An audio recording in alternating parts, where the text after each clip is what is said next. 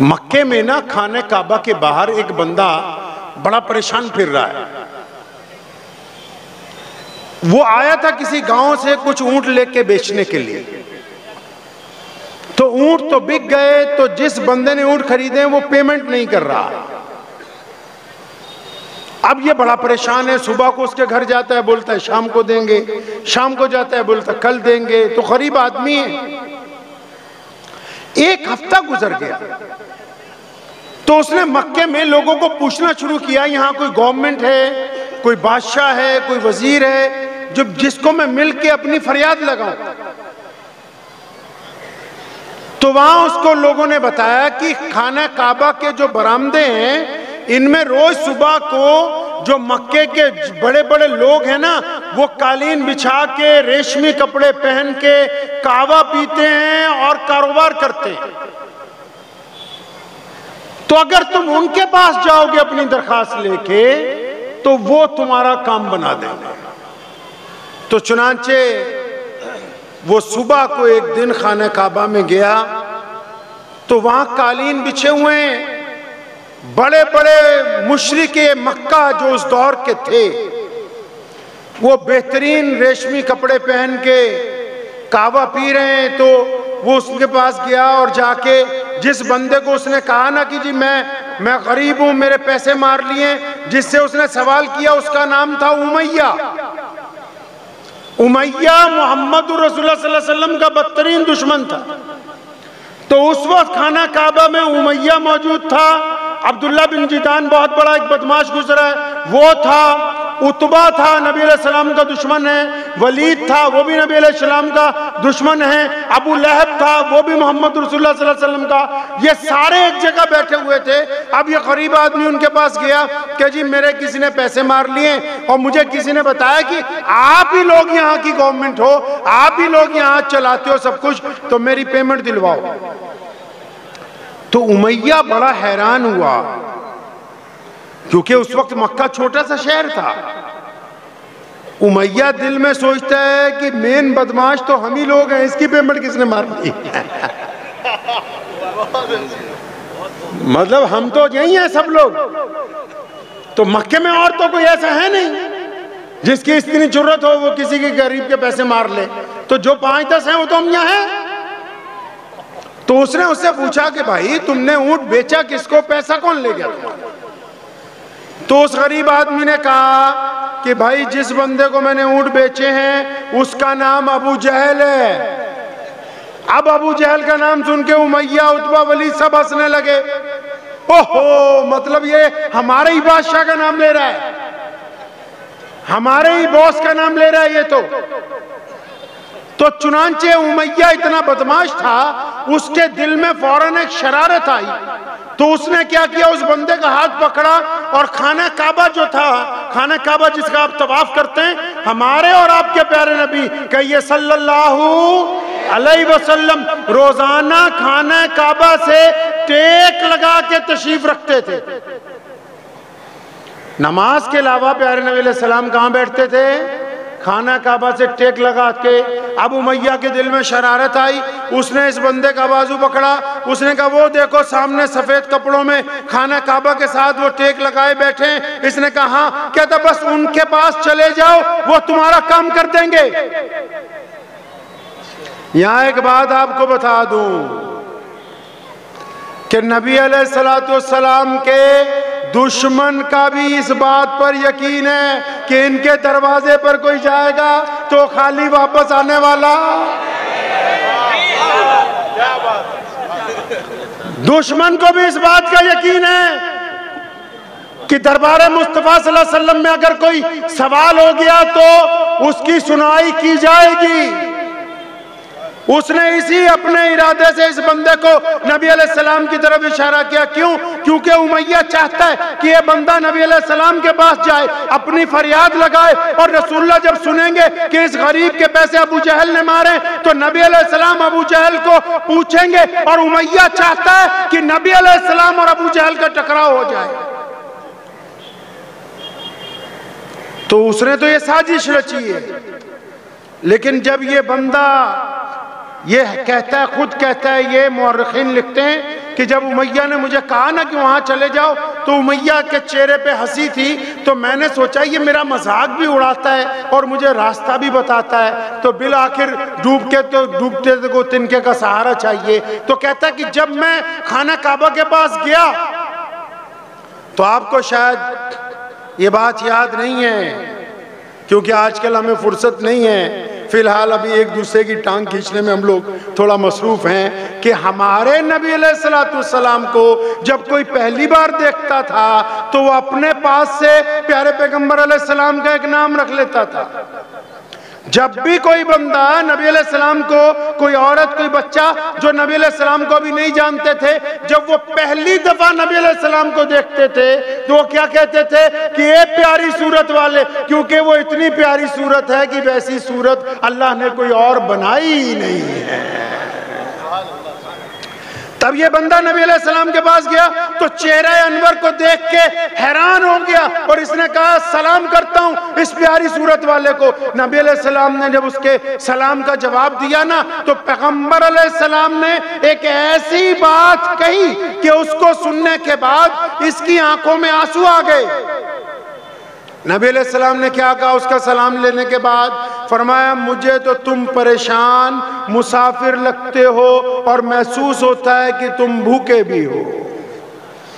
اب یہ رونے لگا، کہنے لگا اے پیاری صورت والے یہ تو سچ ہے، آپ نے صحیح پہچانا، میں پریشان بھی ہوں، مسافر بھی ہوں، بھوکا بھی ہوں۔ اب نبی علیہ السلام اٹھ کے کھڑے ہو گئے اور ادھر امیہ نے اپنے غلام کو کہا کہ جاسوس بن کے پیچھے پیچھے رہو، دیکھتے رہنا کیا کیا ہوتا ہے، اور جب ابو جہل سے ٹکراؤ ہو ہمیں آ کے بتانا ہے تاکہ ہم بھی اس لڑائی میں نعوذ باللہ شریک ہو جائیں۔ اب نبی علیہ السلام نے تو اس سے پوچھا ہی نہیں کہ معاملہ کیا ہے، اس کی تکلیف کو محسوس کیا، اٹھ کے کھڑے ہوئے، اس کا ہاتھ پکڑا، اپنے گھر لے گئے، منہ ہاتھ دھلوایا، پانی پلوایا، تازہ کھجوریں کھلوائیں، گرم گرم دودھ کا پیالہ پیش کیا۔ جب وہ اس کے ہوش آواز درست ہو گئے تو اب پیارے پیغمبر علیہ السلام پوچھتے ہیں اب بتاؤ کیا کام ہے؟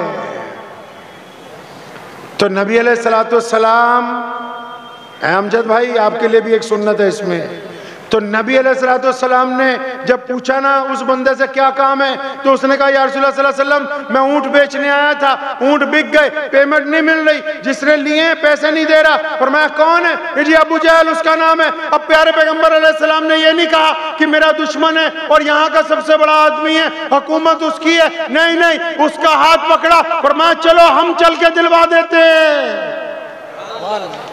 اب پتہ یہ لگا کہ سارے کوپریٹ سمجھ لو اس بات کو، سارے ٹرسٹی بھی سمجھ جاؤ، سارے پردھان بھی سمجھ لو، چودھری بھی سمجھ لو کہ غریب کے ساتھ اس کا ہاتھ پکڑ کے کام کروانے کے لیے حکومت کے دفتر تک لے کے جانا بھی محمد الرسول اللہ کی سنت ہے۔ تکبیر، نعرہ تکبیر، حضور کا دامن، حضور کا دامن، حضور کا دامن۔ اب نبی علیہ السلام چل پڑے اس بندے کو لے کے۔ السلام جب وہاں پہنچے ابو جہل کے دروازہ کھٹکھٹایا گیا۔ ابو جہل آیا تو میں پنجابی سے کہنا ہوں نا محمد رسول اللہ نے کیا کیوں ہن غریباں دا بھی رگڑا پھیرنا، اور مطلب اب غریب لوگوں سے بھی ٹھگی مارے گا۔ اب وہ جاسوس پیچھے پیچھے، ابو جہل نبی علیہ السلام کے سامنے کھڑا کانپ رہا ہے۔ پڑھیں کبھی نبی علیہ السلام کو، ابو جہل کانپ رہا ہے نبی علیہ السلام کے سامنے۔ فرمایا جلدی جا کے اس کے حصے کی رقم لے کے آ۔ اندر گیا، ایک تھیلی میں رقم لایا، لا کے اس بندے کو پکڑائی۔ پیارے نبی علیہ السلام نے کہا آئندہ کسی غریب کا پیسہ نہیں مارنا ہے۔ اور ادھر وہ جاسوس بھاگا بھاگا امیہ کے پاس گیا کہ تم تو کہتے تھے کہ امیہ ابو جہل لڑ پڑے گا، تم کہتے تھے کہ ابو جہل حملہ کر دے گا، تم کہتے تھے کہ ابو جہل نعوذ باللہ قتل کر دے گا، وہ تو بھیگی بلی بنا ہوا ہے محمد الرسول اللہ کے سامنے صلی اللہ علیہ وسلم۔ اب نبی علیہ السلام اس بندے کو لے کے وہاں سے واپس چلے۔ جب واپس چلے پیارے پیغمبر علیہ السلام، امیہ سیدھا ابو جہل کے پاس پہنچ گیا، او بھائی یہ کیا کر دیا تم نے؟ محمد صلی اللہ علیہ وسلم کے کہنے پر پیمنٹ کر دی۔ ابو جہل نے اس کو کہا سنو نعوذ باللہ تھا تو بدبخت، قسمت میں اس کی ہدایت نہیں تھی۔ کہنے لگا نہیں میں نے ان کا کہنا نہیں مانا۔ آج جب وہ آئے تو ہوا میں ان کے اوپر اژدہا لہرا رہا تھا، پھن پھیلائے ہوئے تھا، اور میرا آج یقین تھا کہ ابو جہل آج اگر تو نے عبداللہ کے بیٹے محمد صلی اللہ علیہ وسلم کی بات نہ مانی تو یہ اژدہا تجھے ہر زندہ نکل جائے گا۔ میں تو اپنی جان بچائی ہے، کہنا نہیں مانا ہے۔ نعرہ تکبیر، نعرہ تکبیر۔ اب اگلی بات، پیارے نبی علیہ السلام چل پڑے، جب ایک گلی کی نکڑ پہ پہنچے، کسی نے کیا خوب کہا ہے کہ خود ہی بھیگ دے خود ہی کہیں منگتے کا بھلا ہو۔ دیتے بھی محمد رسول اللہ ہے نا۔ ابھی جب پنجاب میں سیلاب آیا تو جب ہم نے سامان بانٹنا تھا تو اپنے سب ساتھیوں کو جمع کیا، جو لوگ یہاں سے بھی آئے ان کو بھی، تو ہم نے ان کو کہا سنو سامان بانٹنے کی بھی سنت ہے۔ کہنے لگا کیا سنت ہے؟ میں سنت یہ ہے کہ ہمارے نبی علیہ السلام کے دربار میں جب کوئی آیا، نبی علیہ السلام جب اس کو دیتے تھے اس حد تک دیتے تھے، اس حد تک دیتے تھے کہ سامنے والا اٹھ کے کہتا تھا یا رسول اللہ رک جائے، میں اس کو اٹھا نہیں پاؤں گا۔ تو ہم نے نبی علیہ السلام کی سنت کے مطابق جو کٹ بانٹی نا اناج کی، اس میں 2 پیکٹ بسکٹ کے، 1 کلو دال، 1 کلو چینی نہیں ہے، بلکہ وہ 100 کلو کا تھیلا ہے، تاکہ رسول اللہ صلی اللہ علیہ وسلم کی سنت یہاں بھی ادا ہو جائے۔ اب نبی علیہ السلام جب واپس چلیں، اللہ کے نبی علیہ السلام نے اس کو کہا کہ اچھا بھائی اجازت دو میں جاؤں۔ اب اس نے پیارے پیغمبر علیہ السلام کا ہاتھ پکڑ لیا۔ اب کیا کہتا ہے؟ کہتا ہے جی مجھے تو 10-15 دن یہاں ہو گئے دھکے کھاتے ہوئے، آپ نے میرا کام بنا دیا ہے۔ ارے یہ جس کی مدد پیارے نبی علیہ السلام نے کی ہے یہ مسلمان نہیں ہے، یہ جس کی مدد محمد رسول اللہ صلی اللہ علیہ وسلم خود چل کے اپنے بدترین دشمن کے ٹکرا گئے، جس کو شکست دے کے آئے، جس بندے کی وجہ سے اتنا بڑا خطرہ کھڑا کیا، وہ مسلمان نہیں ہے۔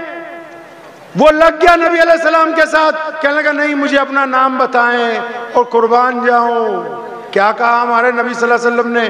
درود شریف پڑھو پہلے، صلی اللہ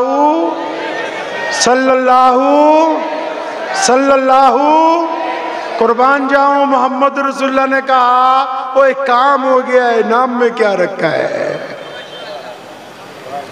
ابھی تو ہم مولویوں کا پنگا پڑ جاتا ہے، بولتا ہے میرا نام اوپر تمہارا نیچے تھا۔ سیرت میں ہی ہے ساری ہدایت، ساری سنتیں سیرت النبی صلی اللہ علیہ وسلم میں ہی ہے۔ وہ کہتا ہے نام بتاؤ، نبی علیہ السلام کہتے ہیں نام میں کچھ نہیں رکھا۔ اور آپ کو پتہ ہے 1,24,000 صحابہ میں سے 313 بدری صحابہ میں سے 10 عشرہ مبشرہ میں سے کوئی ایک ایسا نہیں ہے جس نے نبی علیہ السلام کی تعریف حسن و جمال کی روایتیں کی ہوں۔ ایک عورت ہے، وہ بدو ہے، ام معبد کی ماں ہے، جنگل میں رہتی ہے، محمد رسول اللہ گزرے تھے ہجرت کے دنوں میں، اس کے گھر چند لمحے رکے تھے۔ امام بخاری نے پیارے پیغمبر کی زلفوں کا ذکر، پیارے پیغمبر کی آنکھوں کا ذکر، پیارے پیغمبر کے رخسار کا ذکر، پیارے پیغمبر کے قدموں کا ذکر، پیارے پیغمبر کی پیشانی کا ذکر، یہ جتنا حسن و جمال کا ذکر ہے وہ کسی عشرہ مبشرہ نے نہیں کیا، ایک ام معبد نام کی دیہاتی عورت نے نبی علیہ السلام کے حسن کی تصویر تیار کی ہے۔ تو یہ بندہ تو آپ صلی اللہ علیہ وسلم کو بار بار یہی کہہ رہا ہے پیاری صورت والے نام نہیں پتا۔ اب اس نے کہا اپنا نام بتائیں، نبی علیہ السلام چاہتے ہیں کام ہو گیا، نام میں کیا ہے؟ جس دن بلال حبشی کی جگہ چکی چلائی، تین دن تک بلال مسلمان نہیں ہوئے تھے، اس وقت انہوں نے بھی پوچھا تھا آپ ہو کون میری جو مدد کر رہے ہو؟ فرمایا تیرا کام ہو گیا، نام میں کیا رکھا ہے؟ تو نبی علیہ السلام کے سامنے جب وہ ضد پہ اڑا تو اس نے آپ صلی اللہ علیہ وسلم کا ہاتھ پکڑا کہ اپنا نام بتائیں، گاؤں والوں کو جا کے کچھ تو بتاؤں گا کہ میری مدد کس نے کی۔ ہمارے نبی علیہ السلام جب کسی کو اپنا نام بتاتے تھے تو اس طرح بتاتے تھے کہ میں محمد ہوں اللہ کا رسول۔ آپ صلی اللہ علیہ وسلم کی انگوٹھی پر بھی یہی کدا ہوا تھا، محمد اللہ رسول، کہ میں محمد ہوں اللہ کا رسول ہوں۔ تو نبی علیہ السلام نے جب کہا کہ میں محمد ہوں اللہ کے رسول ہوں، اب وہ تو نبی علیہ السلام سے چپٹ گیا، اور یا رسول اللہ صلی اللہ علیہ وسلم آپ کا ذکر تو پہلے دن سے سن رہا ہوں۔ جس دن سے مکے میں آیا، لیکن کہنے والوں نے سچ کہا۔ بھائی کیا کہہ دیا کہنے والوں نے؟ کہنے کہ جتنے بھی مخالف ملے وہ ایک بات ضرور کہتے تھے کہ سب سے ملنا، محمد صلی اللہ علیہ وسلم کے پاس مت جانا۔ میں پوچھتا تھا ان کے پاس کیوں نہ جاؤں؟ کہ وہ سچ کہتے تھے کہ اگر محمد کے پاس جاؤ گے تو پھر انہی کے ہو کے رہ جاؤ گے۔ نعرہ تکبیر، نعرہ تکبیر۔ تو کہتے ہیں کہ آپ تو یا رسول اللہ صلی اللہ علیہ وسلم آپ کو دیکھ لیا ہے، اب تو آپ مجھے کلمہ پڑھا دیجئے۔ وہ شاید آپ کو یاد ہوگا، وہ حاتم طائی کی بیٹی جب صحابہ اکرام رضی اللہ تعالیٰ اجمعین کے ایک لشکر سے الجھ گئی، اس کو جب گرفتار کر کے لا رہے تھے، نبی علیہ السلام مسجد میں تشریف فرمائے، وہ بیٹیا دور سے آ رہی، پیارے پیغمبر علیہ السلام نے محسوس کر لیا کہ اس کے سر پر روپٹہ نہیں ہے۔ نبی علیہ السلام نے اپنی چادر مبارک اتاری، اپنی چادر مبارک اتار کے ایک صحابی کو دی، فرمایا دوڑ کے جاؤ اس بیٹی کے سر پر رکھ کے آؤ۔ اب چادر کس کی ہے جی؟ کس کی ہے چادر؟ ارے زور سے بولیے، کس کی چادر ہے؟ محمد الرسول اللہ صلی اللہ علیہ وسلم کی۔ اور رسول اللہ کون ہے؟ ابھی نہیں پتا آپ کو اچھی طرح، میں بتاتا ہوں۔ وہ نبی علیہ السلام وہ ہے کہ شیخ سعدی نے کلام لکھنا شروع کیا، ان کے اوپر کردار پر، آنکھوں پر، زبان پر، قدموں پر، زلفوں پر، سیرت پر لکھتا گیا، دل کو تسلی نہیں ہوئی۔ سعدی نے سارا کلام ایک طرف اور پھر ایک شعر لکھا صرف، اس نے کہا بعد از خدا۔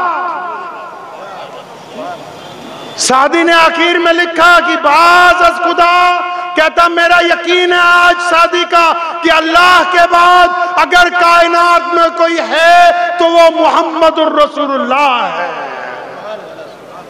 تو یہ چادر جب اتار کے دی نا ایک صحابی کو، فرمایا بھاگ کے اس بیٹی کے سر پہ رکھو، تو اس نے ادب سے کہا یا رسول اللہ صلی اللہ علیہ وسلم یہ بڑی طٰہٰ یاسین والی چادر ہے، یہ مدثر والی چادر ہے، وہ بیٹی دشمن کی بیٹی، وہ کافر کی بیٹی، آپ یہ چادر رہنے دے، میں اپنی چادر دے کے آتا ہوں۔ اور چادر کون سی ہے بھائی؟ چادر کس کی ہے؟ محمد الرسول اللہ کی۔ کس کی؟ کون محمد الرسول اللہ؟ جو اللہ کے بعد نائب ہیں۔ جب اللہ سے ملنے جانا تھا معراج کی رات کو تو جبریل آئے، نبی علیہ السلام جو تھے ام ہانی کے حجرے میں ایک کمرہ مکہ میں وہاں آرام کر رہے ہیں، جبریل پہنچے، پیارے پیغمبر علیہ السلام سو رہے ہیں، جبریل نے اللہ کو کہا آپ کا محبوب سو رہا ہے، آپ کہیں تو آواز دے کے اٹھاؤں؟ اور فرمایا ٹھیک ہے کہ تو روح الامین ہے لیکن تو اتنا بڑا نہیں ہے کہ پیارے پیغمبر کو آواز دینے کی جرت رکھتا ہو۔ تو پھر جبریل نے پوچھا تھا اللہ سے یا اللہ ان کا ہاتھ دباؤں پیر دباؤں؟ اور فرمایا ٹھیک ہے تو فرشتیاں دا سردار ہے پر اتنا بڑا نہیں ہے کہ محمد رسول اللہ کو ہاتھ لگا دے صلی اللہ علیہ وسلم۔ اور پوچھا یا اللہ کرنا کیا ہے؟ فرمایا کرنا کیا ہے؟ گھوم کے قدموں کی طرف ہو جا۔ قدموں کی طرف کھڑے ہوئے، فرمایا دونوں گھٹنے زمین پر لگاؤ۔ جب گھٹنے جبریل نے زمین پہ لگائے، اللہ نے کہا کہ اپنے ہونٹ محمد رسول اللہ کے طلبوں سے لگا دے تاکہ ان کی ٹھنڈک سے رسول اللہ صلی اللہ علیہ وسلم کی آنکھ۔ نعرہ تکبیر، نعرہ تکبیر، حضور کا دامن، حضور کا دامن۔ اب نبی علیہ السلام وہ چادر دے رہے ہیں جس کو بوسہ دینا جبریل بھی اپنے لیے قسمت کی بات سمجھتے ہوں۔ اب جب صحابی نے کہا یا رسول اللہ وہ دشمن کی بیٹی ہے، پیغمبر علیہ السلام ناراض ہوئے، فرمایا کان کھول کے سن لو اور قیامت تک آنے والے لوگوں کو بتا دو کہ بیٹی مسلمان کی ہو، بیٹی ہندو کی ہو، بیٹی سکھ کی ہو، بیٹی دلت کی ہو، بیٹی جاپان کی ہو، بیٹی فرانس کی ہو، چاہے بیٹی انگریز کی ہو، محمد رسول اللہ کے نزدیک بیٹی صرف بیٹی ہوتی ہے، اس کا کوئی مذہب نہیں ہوتا ہے۔ اب یہ جو چادر جا کے حاتم طائی کی بیٹی کے سر پہ ڈالی نا، کیونکہ وہ بادشاہ کی بیٹی تھی، حاتم کوئی معمولی بادشاہ نہیں تھا۔ خود نبی علیہ السلام نے فرمایا کہ حاتم سے اللہ راضی تھے۔ پیارے پیغمبر علیہ السلام کی بعثت سے چند سال قبل اس کا انتقال ہوا ہے۔ خود نبی علیہ السلام کہتے ہیں کہ اس سے اللہ راضی تھے، اتنا زیادہ سخی تھا، معمولی آدمی نہیں تھا، اس کی بیٹی کوئی معمولی ہوگی؟ وہ کہتی ہے جب رستے میں مجھے پکڑا تو میرے دل میں تھا کہ جب مدینہ لے کے جائیں گے تو نعوذ باللہ میں ایسے ایسے سوال کروں گی کہ ان کے جو حکمران ہیں، ان کے جو نبی ہیں، نعوذ باللہ ان کو پتہ لگے گا کہ کسی بڑے بادشاہ کی بیٹی ہے۔ کہنے لگی جب میرے سر پر نبی علیہ السلام کی چادر رکھی گئی نا تو میرے آنسو جاری ہو گئے، میں سارے سوال بھول گئی، اور میرے دل نے کہا کہ حاتم کی بٹیا یہ جو آئے ہیں نا مدینہ المنورہ میں جلوہ افروز ہیں، یہ روئے زمین کے بادشاہ نہیں ہیں، اللہ نے ان کو دلوں کا شہنشاہ بنا کر بھیجا ہے۔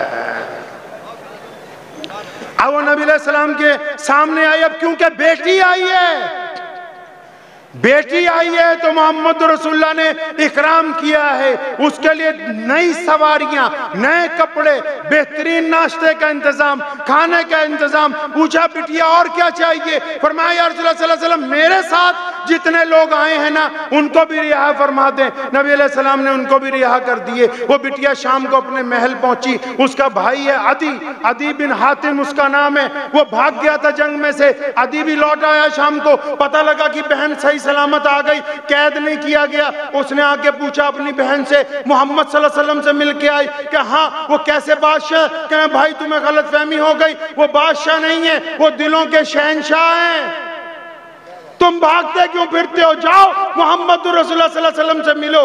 اب عدی بن حاتم نے یہ کہا، وہ کہنے لگا اپنی بہن سے کہ میں تمہاری بات تو مان لوں گا لیکن میں مدینہ جا کے مسجد میں ان سے نہیں ملوں گا، میں چاہتا ہوں کہ محمد صلی اللہ علیہ وسلم کا گھر دیکھوں، ان کا محل دیکھوں، ان کے رہنے سہنے کے طریقے دیکھوں تاکہ مجھے اندازہ ہو جائے۔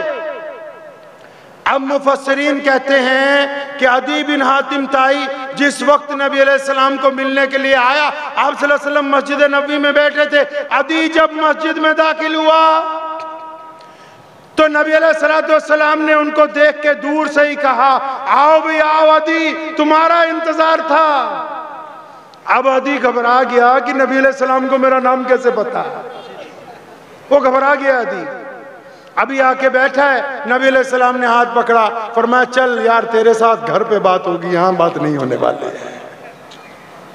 ایک بات بڑی ذمہ داری سے احمد آباد کے مسلمانوں کو بھی کہتا ہوں، مولوی حضرات کو بھی کہتا ہوں، ہر بندے کی ایک حیثیت ہوتی ہے، میں ہوں آپ ہیں سب، ہمارا ایک دائرہ ہے، ہر بندے کا کوتوال ہوتا ہے نا، اس کا ایک دائرہ ہوتا ہے، کوتوال کے اوپر ایک ڈی ایم ہوتا ہے، اس کا بھی دائرہ ہوتا ہے، اس کے اوپر ایک گورنر ہے، اس کا بھی دائرہ ہوتا ہے۔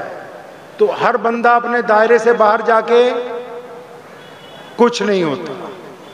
تو محمد الرسول اللہ صلی اللہ علیہ وسلم کو اللہ نے کیا دیا، ان کا دائرہ کیا ہے کیا نہیں ہے، یہ کسی مولوی کے بتانے کی بس کی بات نہیں ہے، ہماری اوقات سے اوپر کی بات ہے۔ ہم کو جب گفتگو کرنی ہے اپنی اوقات میں رہ کے کرنی ہے۔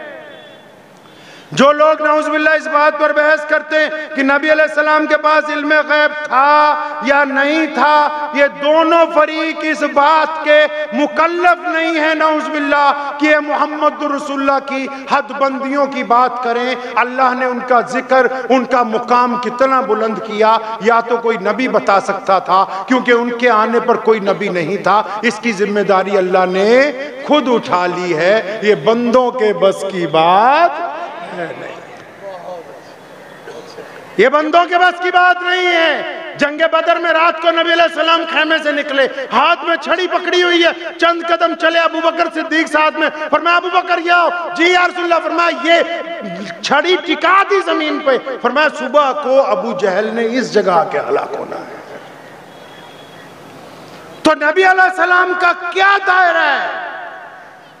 شیخ سعدی نے بیان کیا کہ بعض از خدا بزرگ تو ہی ہے، بس اللہ کے بعد اگر کوئی ہے تو محمد رسولullah ہیں. ہمارا کام ان کی اتباع کرنا، ہمارا کام ان سے محبت کرنا، ہمارا کام ان کی پیروی کرنا، ہمارا کام ان کے اخلاق کے مطابق زندگی گزارنا. اور یہ اگر کوئی سمجھتا ہے بندہ، خواہ وہ کسی بھی مسلک کا ہو، کہ میں حد بندی کروں گا، یا کوئی سمجھتا ہے کہ میں حدود سے تجاوز کر لوں گا، تو یہ ہم لوگوں کے بس کی بات نہیں ہے. ہم صرف حضور صلی اللہ علیہ وسلم کے نوکر ہیں، اور نوکر کا کام ہے کہ وہ نوکر بن کے خدمت کرتا رہے، مالکوں کی طرف آنکھ اٹھا کے دیکھنے کی جرات نہ کرے. نعرہ تکبیر، نعرہ تکبیر. تو نبی علیہ السلام نے عدی بن حاتم کو کہا چل یار گھر چلتے ہیں. عدی گھبرا گئے کہ ان کو یہ بھی پتا ہے کہ میں نے گھر دیکھنا ہے. گھر لے گئے. وہ حیران ہے کہ ایک ہی کمرہ اس کے 2 حصے کیے ہوئے ہیں. چٹائی جو ہے کھجور کی ہے، بستر کھجور کا ہے، تکیہ کھجور کا ہے. اب نبی علیہ السلام نے کھانے کے لیے بھی کھجوریں پیش کی، دودھ پیش کیا. جب کھا پی لیا 2-4 رسمی باتیں ہوئیں، نبی علیہ السلام نے کہا اب آرام کا وقت ہے، آپ مہمان خانے تشریف لے جائیں. اور جب اٹھا عدی کو کہا کہ جاؤ، انہوں نے ہاتھ پکڑ لیا. فرمایا یا رسول اللہ صلی اللہ علیہ وسلم آیا تو جانے کے لیے ہی تھا، لیکن اب آپ کے پاس آ گیا ہوں تو اب ساری زندگی حاتم کا بیٹا عدی محمد الرسول اللہ کی غلامی میں رہے گا صلی اللہ علیہ وسلم. مجھے امید ہے کہ آپ کو یہ ویڈیو پسند آئی ہوگی. اگر پسند آئی ہو تو یہ آپ اپنے دوستوں کے ساتھ شیئر کریں اور اس چینل کو سبسکرائب ضرور کریں.